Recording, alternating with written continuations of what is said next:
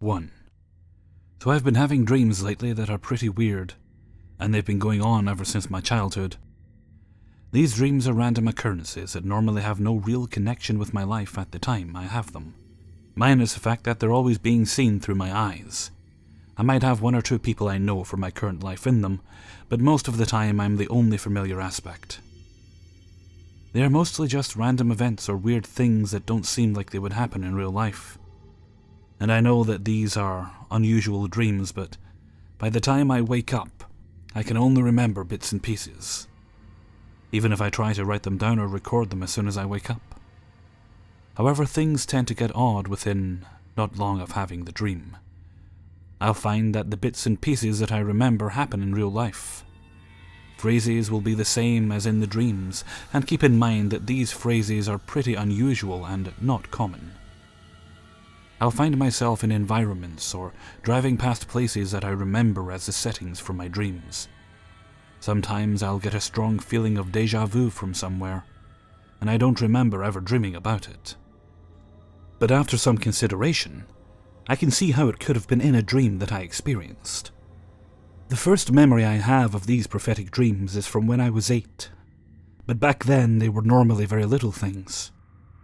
I'm not going to give my actual age for security reasons, but I'm still in my teens, and these dreams are getting more and more specific. I've heard entire conversations between people that occurred in my dreams. I've seen random people who are total strangers to me, but who I've dreamed about on the streets in cities where I don't live. Settings, even names of places where my dreams took place have come true.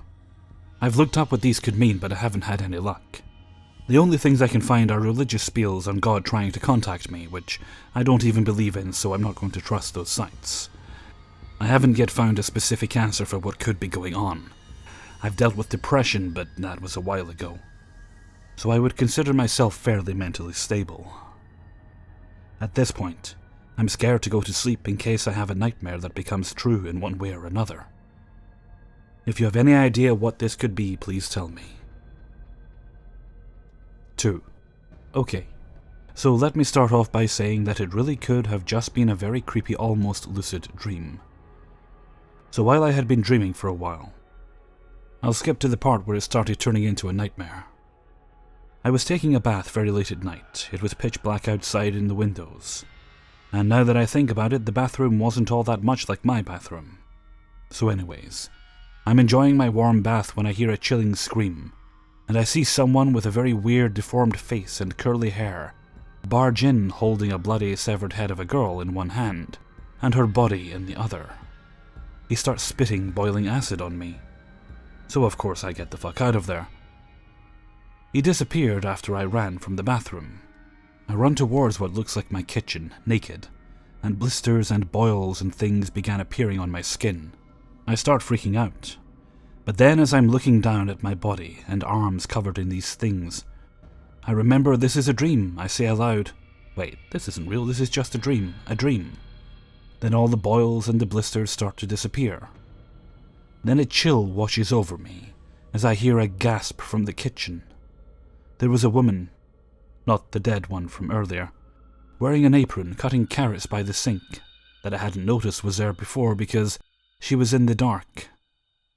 But suddenly the small kitchen light turned on above her, and she backed up turning towards me, with the meanest and ugliest snarl on her face and said, "You figured it out." Creepiest fucking thing. Then I snapped awake with a weird feeling over my body, heart racing. I couldn't move for a split second, but was able to quickly. Has anyone ever had anything like this happen, or known of anything like this? 3. It was the premiere of Tom Hanks's Castaway in my city. My cousins and I were planning to see it together 2 weeks ahead, book the tickets, etc. But the day before the premiere I got sick. I was ordered to stay in bed for a couple of days. And on the day of the premiere it got worse than the day before. So that's a no-go for me. I was extremely pissed about the situation and wanted to go so bad, not because of the movie, but I love spending time with them. After a couple of minutes calculating the risk, I decided to go anyway. I took a cab to the theatre and looked for them at the lobby. They were surprised and concerned about my condition, but were happy to see me. After satisfied mocking me, we go to the express lane for the early birds. So we got the tickets, go to the snack bar and purchased popcorn and drinks. Long story short, the movie was over and we went out the theater discussing how great the movie was. Just outside the lobby, I felt my body temperature was rising drastically, and I decided to go home. They wanted to go get coffee first, so we separated there. I remember hailing a taxi and I blacked out. I felt my body as it collapsed without having the ability to control the fall. I felt my face hit the ground so hard. Then I woke up, sitting on my bed, sweating underneath my blanket, and I can feel my left cheekbone hurts from the fall, but without any scratches or bruises that you normally get from a fall. I'm confused. I still remember all the details vividly. The clothes they wear, the conversations, the jokes, the movie plot, the popcorn fight, everything. Having no one to talk to, I am sure that it was just a dream, and I decided to go back to sleep. The next day, around 3 p.m., 2 of my cousins dropped by. At first, we just have the small talk about my condition, etc. Then came the weirdest part. I told them, you know what? I want to go with you guys so badly last night. I dreamed about it. They laughed, of course. I found it funny too, though it is a bit sad. So I told them about my dream in details. As my story went on, their smile faded away, their expressions turned into a puzzled face with an obvious hint of fear. I tried to ignore it and finished my story. When I'm done, I asked them what's wrong, and they told me this crazy story. Because they have an extra ticket, they asked one of our distant cousins to come along. He said yes, but he couldn't go to the theater together. He said that he will meet them there. And it gets crazier. The clothes that I was wearing in my dream were the clothes that he wore last night. The jokes that I told them in my dream were the jokes that he told. They felt like he didn't act the way he used to, because he was, and is, an uptight guy, and doesn't get along well with us. Then they asked what everyone was wearing. I can answer them correctly. I added what size of popcorn each of them ordered, what drinks did we have, and the seat arrangement is spot on. So they continue by asking the movie plot, again spot on. The details of what everyone did and said during the movie was correct too. And after the movie, my distant cousin was feeling not well. He decided to go straight home and collapsed on the sidewalk while hailing a taxi. My cousins rushed over to help him, but in a matter of seconds he was all right. He got up and his behavior changed back to the way we had known him all this time. Sure, it was strange, but they didn't think about it that much. In the end, one of my cousins that visited me that day said, "Now it makes sense why we felt like we saw the movie with you, not with him. I don't know, and I don't care if it was a lucid dreaming or astral projection. It's been more than 15 years, I guess, but it still feels like yesterday." 4. This is a recurring joke in my family, but recently, I've been thinking about it a lot more, and it's a little scary. About maybe 2 years back, me, my mom, my sister, and her friend took a drive to LA for a concert. The drive is about 6 hours from where I live, on one stretch of freeway. We're not good at long drives, so we had been stopping frequently. About maybe 2 to 3 hours outside of LA, just before the Grapevine, which is a part of the I-5 that goes steep up a canyon. There was an exit for a rest area. The sign had a Denny's, and we were all hungry, so we decided to stop. I remember the area looked so odd. It was nestled just at the face of the mountain, barren and kind of dusty. Right next to it was a Flyers gas station for trucks. The Denny's is inside of a larger building. It's sort of grey and looks like a 2-story office building. It's not the sort of building that would be here, and also have a Denny's inside. You walk in, on the right is a staircase that was closed off. The whole second level was darkened. That didn't really make me uncomfortable. I was just curious what they did there. A little behind the staircase was a jewelry store. I remember seeing a few elderly couples in there, and then to the left of that there was an opening for the Denny's. It was quiet and empty, save for a few more elderly couples sitting at booths. There was one woman at the cash register who seated us, and then the waiter who took us to our seats and gave us menus. Me and my family kept making jokes about how dull and odd this place was. It just seemed off. One of the weirdest encounters was the waiter. He looked very tired and sluggish, like overly exhausted. His eyes were just dead. My sister asked for a Dr. Pepper, and he immediately said, "We don't have that." He was silent for 4 seconds, staring at her until he said, "Just kidding," and let out a high-pitched laugh, almost like squealing. We were all so put off by this, it gave me shivers. We ordered and then just started pointing out everything odd about it. It had no windows. It sounded like the back of the kitchen people were arguing. No one else had got up since we sat down, even though they were eating long enough before we even ordered. He came back with our food, and I mean, Denny's is not known for their gourmet food, but this food tasted like cardboard.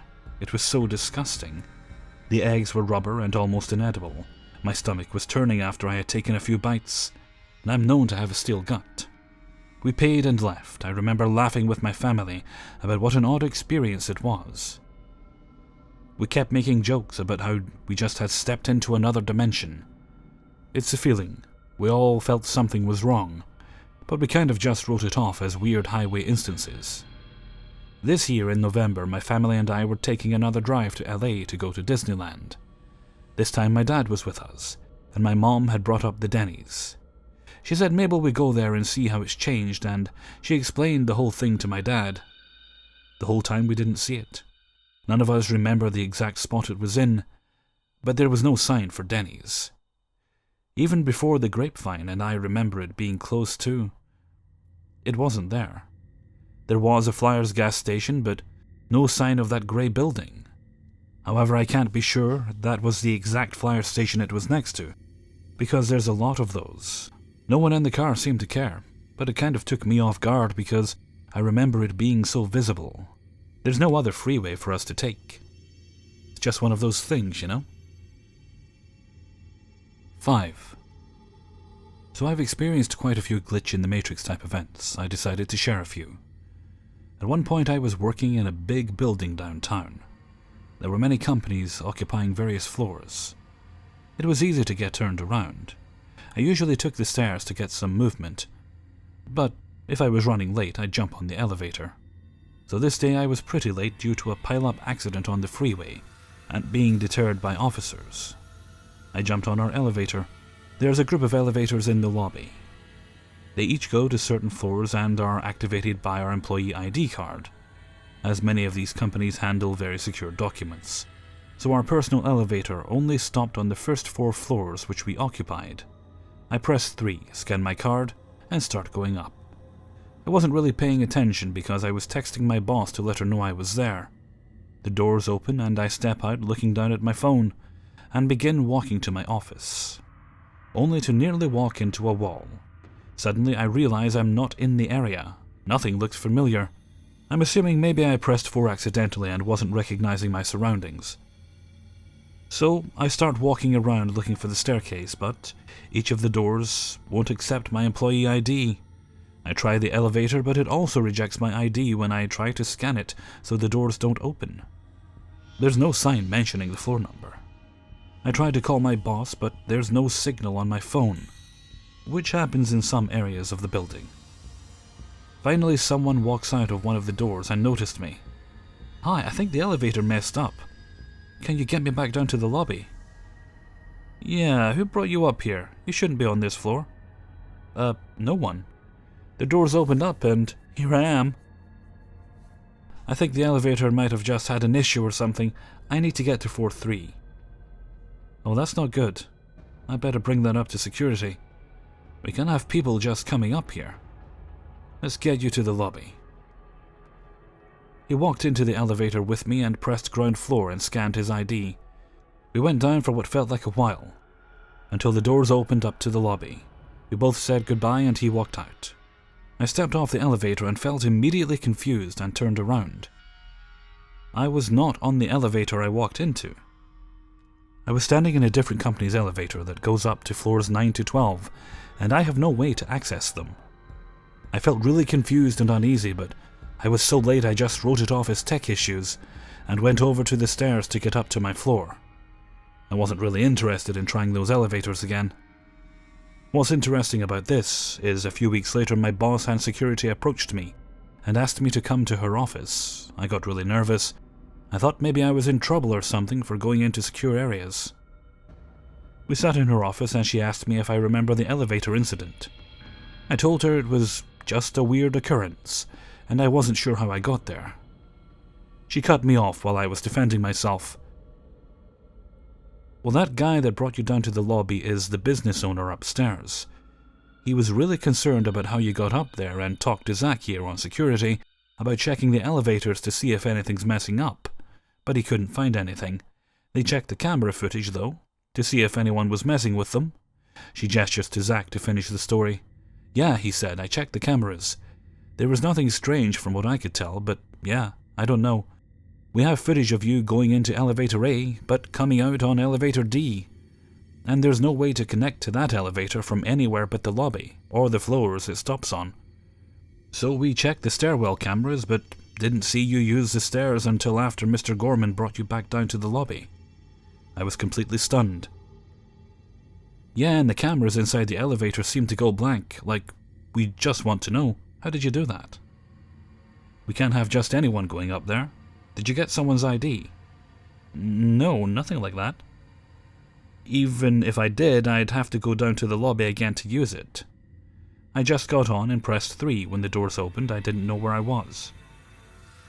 They didn't seem to totally buy my story, but they were just as confused as me about what happened. Eventually my boss dismissed us all, and we had no choice but to put it behind us. Although I'm pretty sure that Zach was still suspicious of me, and my boss thought I was lying. Hell, I would too. That wasn't the only strange thing to happen to me in that building. Another time I had gone down to hand paperwork to another department, which I did weekly. I had been really deep in thought, kind of zoned out on autopilot. I had to go down the stairs, down a hall, and a third door on the left, with a large open room full of cubicles, with about 40 people who operated the department.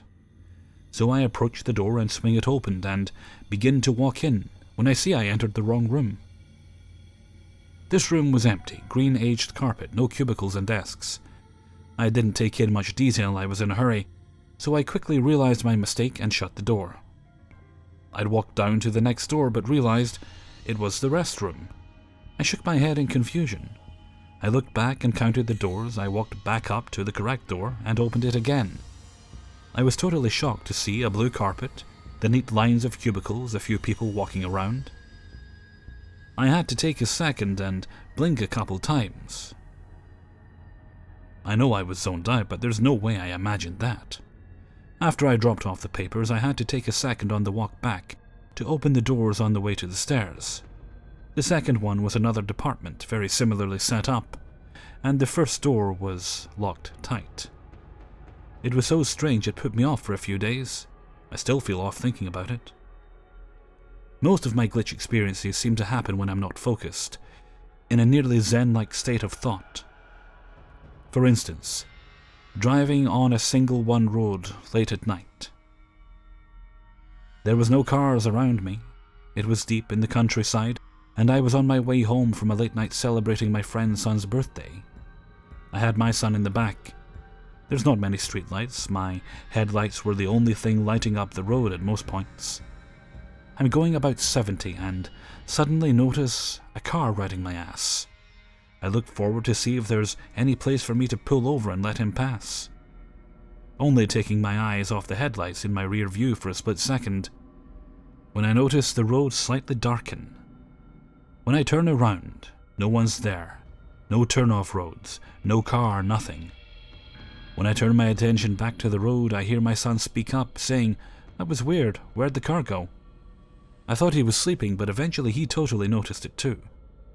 There's a chance they pulled over and turned their lights off, but it wasn't pitch black out.